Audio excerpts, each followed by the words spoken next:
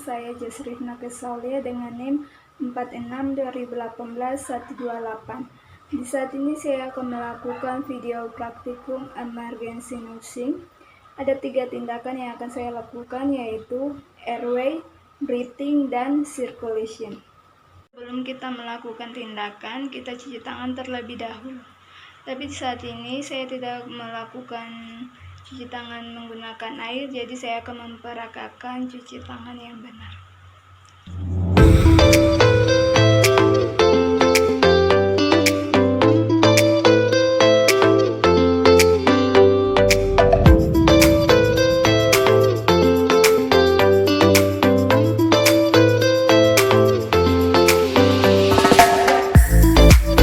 Saat ini saya akan melakukan video praktikum tentang pengkajian airway.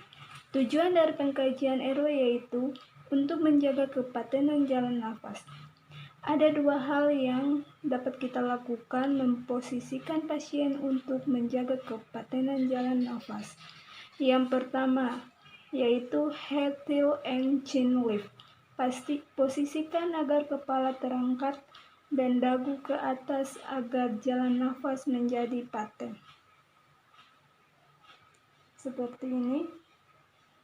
Dan yang kedua, bila pada leher terjadi cedera servikal, maka kita dapat melakukan jaw thrust pada bagian dagu. Pastikan jangan tarik dagu atau kepala ke atas karena dapat melukai cedera yang sudah ada pada servikal.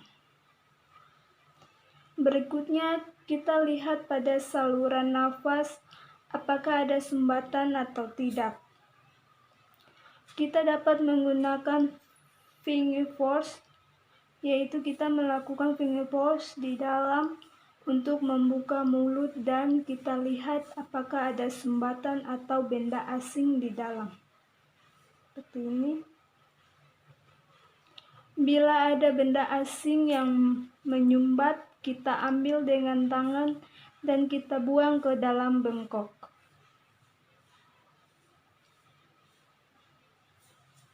Kita lihat lagi, apabila sumbatan berupa cairan, kita dapat melakukan tindakan suction. Suction memerlukan monitor suction. Tabung suction terisi dengan Aquades dan menggunakan selang suction dan menggunakan prinsip steril. Kita masukkan selang suctionnya seperti ini dan dilakukan 10-15 detik. Setelah itu kita keluarkan.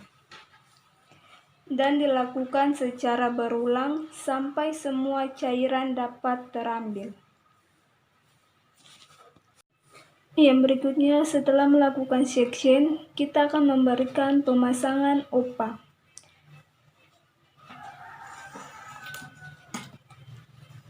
Kita masukkan, setelah dipasang dan OPA-nya sudah di dalam, kita balikkan. Kita masukkan, pastikan di atas lidah untuk dapat membuka jalan nafas. Setelah OPA dipasang, kita dapat memasang mask dan juga memastikan ada bantuan oksigen yang masuk ke dalam paru-paru.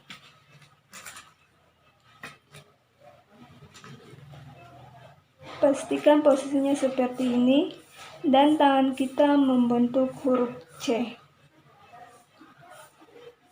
Dan kita berikan oksigen 30 kali per menit.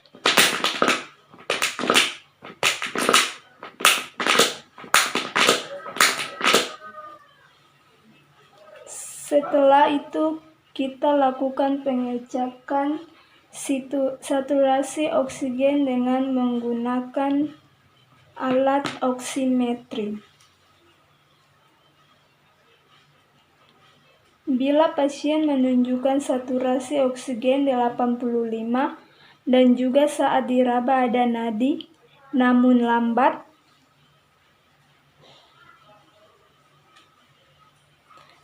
dan lemah, maka kita dapat melakukan tindakan inkubasi.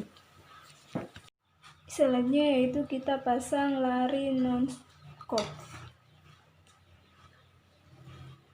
Kita masukkan ke dalam,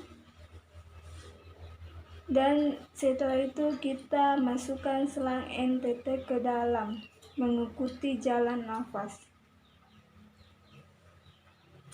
Setelah selang NTT dimasukkan, maka kita lepaskan laryngoskop. Setelah dilepaskan, maka kita akan melakukan fiksasi.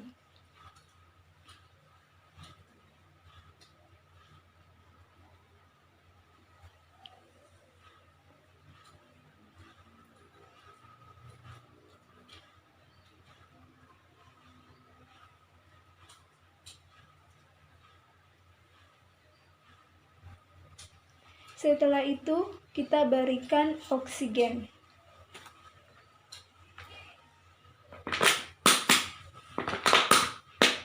Dan kita pompa sebanyak 30 kali per menit.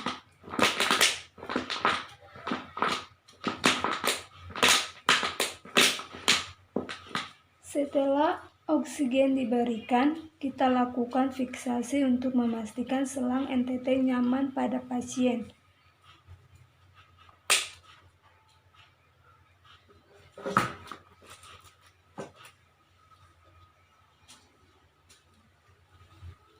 Dan pastikan difiksasi melingkar, dililit.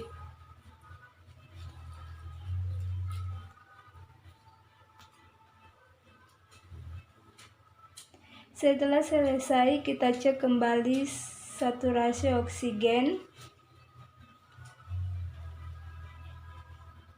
Dan yang terakhir, kita mengecek nadi pasien. Tindakan yang selanjutnya yaitu breathing, tindakan observasi pernafasan dan juga intervensi pernafasan. Tindakan ini dilakukan pada pasien kegawat daruratan. Yang pertama, kita lakukan pemeriksaan pernafasan menggunakan saturasi oksigen.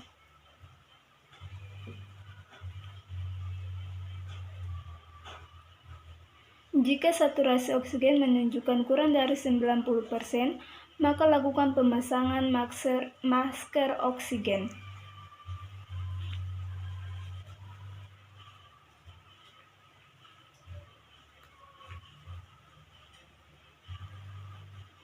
Setelah itu, dilakukan evaluasi dengan menggunakan inspeksi, okultasi, palpasi, dan perkusi. Yang pertama, kita lihat apakah ada pergerakan dinding dada. Yang kedua, kita lakukan auskultasi.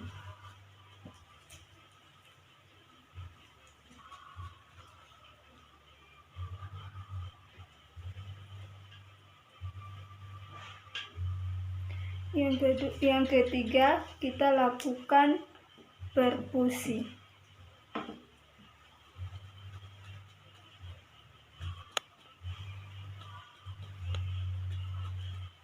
Yang ketiga, kita lakukan palpasi.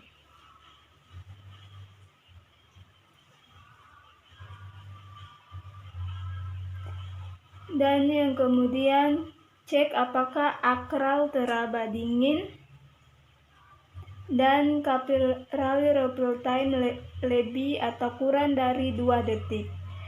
Jika dijumpai adanya tanda-tanda tension pada pneumotorak atau open pneumotorak, maka selanjutnya akan dilakukan mode recompression dan pemasangan kasa 3 sesi. Selanjutnya, lakukan lagi reevaluasi. Tindakan yang selanjutnya yaitu sirkulasi. Di saat ini kita lakukan pengkajian awal pada aspek sirkulasi. Tujuan dari praktikum ini adalah untuk mengetahui risiko shock dan pendarahan. Pengkajian awal dilihat dari 2 hal, yaitu yang pertama, tanda-tanda adanya pendarahan, yang kedua, tanda-tanda adanya shock. Tanda-tanda pendarahan dapat dilihat dari 1. Tekanan darah, yang kedua, respirasi apakah pasien bernafas, yang ketiga, nadi, Biasanya pada pendarahan yang ringan, tekanan darah cenderung normal, namun nadi dan respirasi meningkat. Nadi lebih dari 100 kali per menit, sedangkan respirasi 20-30 kali per menit.